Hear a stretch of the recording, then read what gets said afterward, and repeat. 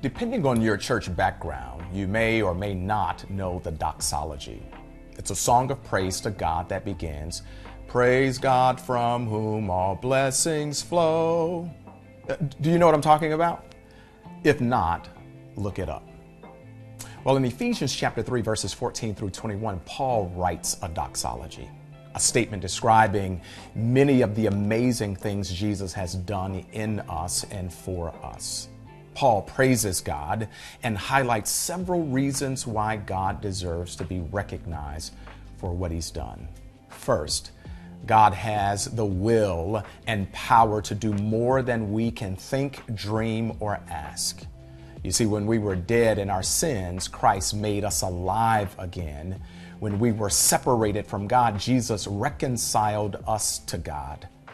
Secondly, the same power that created the world and that raised Jesus from the dead and has brought irreconcilable groups together in the church is in you and me. And finally, God continues to work in and through the church to accomplish his plan of restoring broken lives and this broken world. If you were to write your own doxology, what are the things you would include? What are the things that God has done for you in Jesus that fill your mouth with praise? I want you to take a few moments today and praise God from whom all blessings flow.